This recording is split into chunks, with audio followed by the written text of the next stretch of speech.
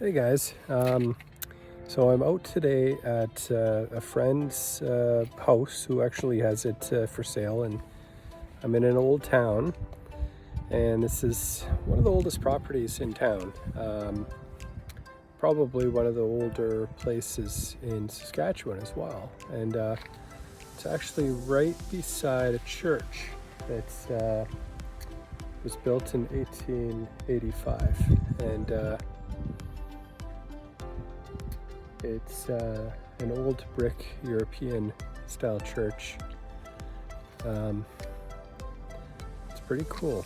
So anyway, I'm excited and grateful to see what's here. I haven't even kind of looked around yet, and I'm gonna try and keep you along for the ride, and if I find anything great, I'll record it and show you guys.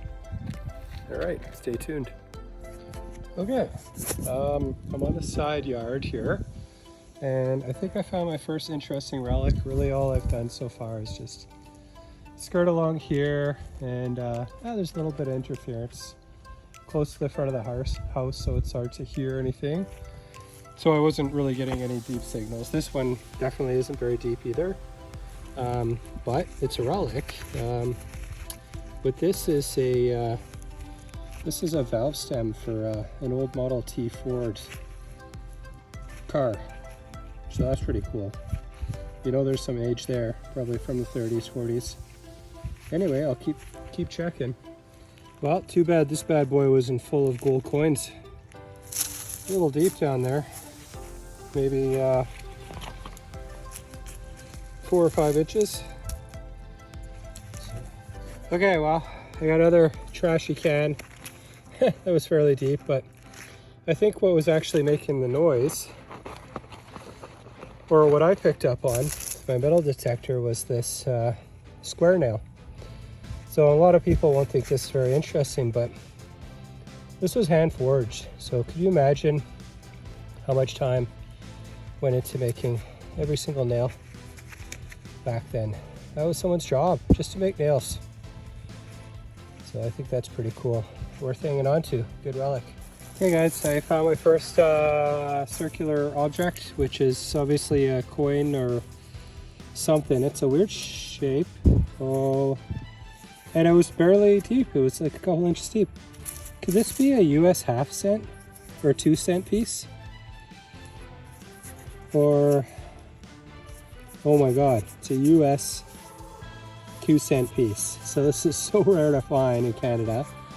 And this is a bucket lister for me. It would be mid 1800s, I believe. This is incredible, you guys. I don't even believe it. I'm just by the back door of the property, like way out by the corner. So luckily, this area really hasn't had a lot of maintenance, or maybe it's just been pushed around too, I don't know. But as you can see, it's not very deep. It's got a beautiful patina to it. I'll have to clean it up a bit and show you, but I believe there's a date on the bottom here, or sorry, on the side. Oh wait, where's the date? The date should be right here, 1885. This is 1860. 1868 or 1867 is I think the only years they made these. Super rare to find one in Canada. It's hard to find these in the US. They're super old. I'll show you a picture afterwards. This is amazing. I'm so happy. Alright, well, I just flipped this plug over just like this. I had kind of a choppy signal. And look what was sticking in the plug. This is pretty early. It's probably Rogers plated. I can tell it's plated. You can see the patent date is 1904 on it. Beautiful design on it. Look at that. Nice old spoon.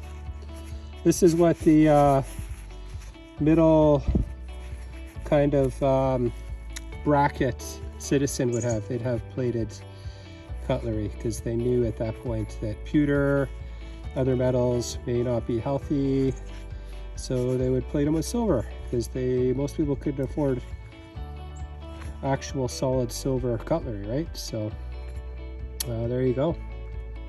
What a beautiful piece. Well, I've almost finished the whole yard here, and you know, I got some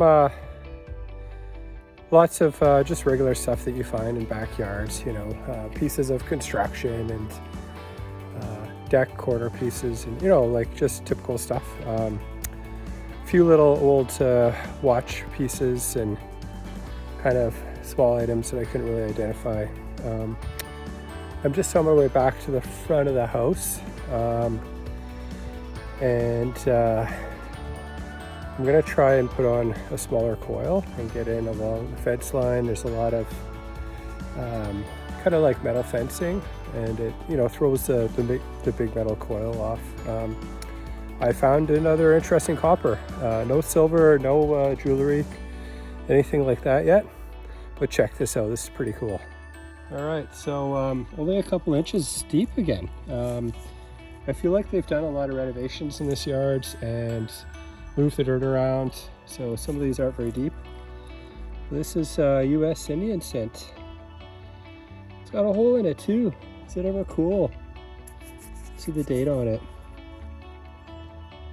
1863. I don't know if you guys can see that right at the bottom. I'll show a close-up picture later. What's with the US coins? Can you believe 1860s? This house is definitely older than 1900s. So it's definitely an 1800s home site.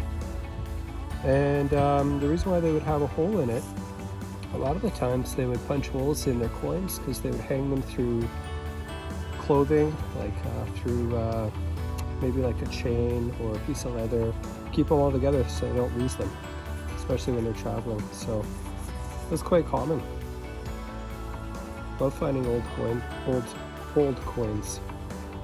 That's great. Nice patina to it too. All right, hopefully we find some more things. All right, well, after just mentioning I didn't find any jewelry, look at what my next find is. This is literally right next to that Indian head penny. Looks like an old vintage ring. It's probably crushed a little bit. Likely not precious metal. Look at how amazing that is. That's great.